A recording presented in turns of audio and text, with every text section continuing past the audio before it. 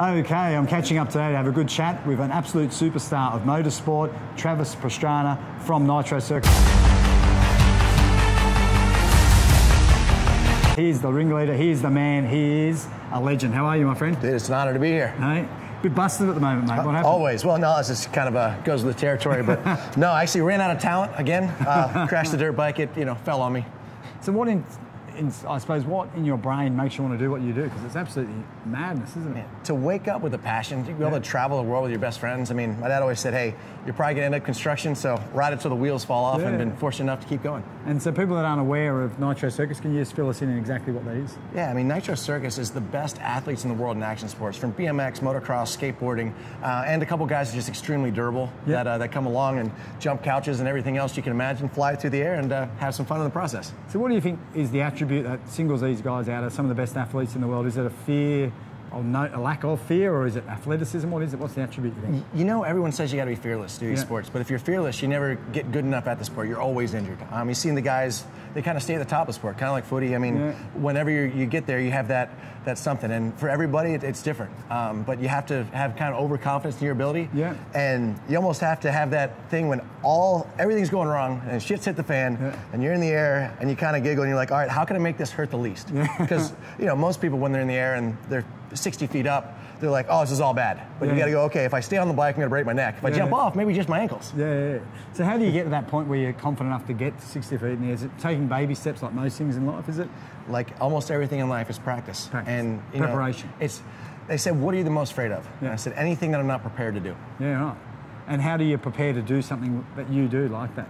You know, I wish as a kid I did a lot more gymnastics because now I never thought we'd be flipping and spinning dirt bikes. But these, call them kids, the guys that are coming up now, the best in the world, they started on trampolines, they started on scooters, they started, basically on diving boards and everything, and having that air awareness, and they can really transfer that to even the motorcycles. That's really interesting, isn't it? So having that body awareness, space awareness with gymnastics is something that serves your sport really well. Yeah, without a doubt, and also to the fitness aspect. All the guys coming in now, where it used to be, oh, just go out and have fun and ride your dirt bike, they're realizing that the lighter you are, but the stronger you are, you can take a hit. You don't fall as hard, and you can bounce back. So it's actually, the guys are taking these sports that were just hobbies and turning them into true athletes doing real things. Your success as well in the sport? Well, I always come up a little short of my goals, so I set my goals all the way up at the top, and then see what happens. Good advice, isn't it? So saying to a young kid, set your goals up here rather than down here. Yeah, no, I believe it. And a lot of people struggle with motivation to get fit and healthy or do what they're really truly passionate about. What's your advice to somebody that's struggling to get fit? You know, I think for me and most of the guys in action sports, we get fit based on our needs. And it's definitely good to live fit if you can and do all that, but you have to be able to do certain things. If you want to be the best in the world at anything, you have to be able to do certain things better, and that all comes from strength. It comes from, and even mental strength, like you're saying, just to be sharp. The foods you eat, everything you do. I mean, when I was racing motocross, woke up in the morning and always ate cereal. And then, because same routine every day, it's kind of like you guys, every day. And I had eggs one morning, and I set my best time, and so I had eggs the next morning. I set a better, I was like, all right, I got to change my diet too. Things, surprisingly. And mate, lastly, what's the thing that's, I suppose, made you the most scared? You're a very brave man.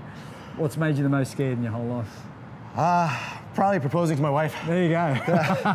So you would jump 60 foot in the air, but then just proposing to your wife. It's always the normal stuff, because I feel like it's anything that you're unsure of, anything that you don't know. And with sport, you practice, you're prepared, you do everything all the way. Kids, man, you see a kid going down, and I've made all the mistakes. So both of my daughters are starting to ride motorcycles now. It's like, no, you're gonna, you're gonna learn yourself, but good luck. So that'd be a big inspiration for you, your kids, when they stay healthy and fit as well. Oh, without a doubt. To be able to, I mean, I've got a fused ankle and shoulders and everything, but when my kids take off and they want to be on bicycles or skateboards or whatever they're doing, man, I want to do it with them. So you want to be a good role model as well for your kids, don't you? I definitely love to be. Well, mate, thank you so much. Thanks a lot for your time. Absolute legend.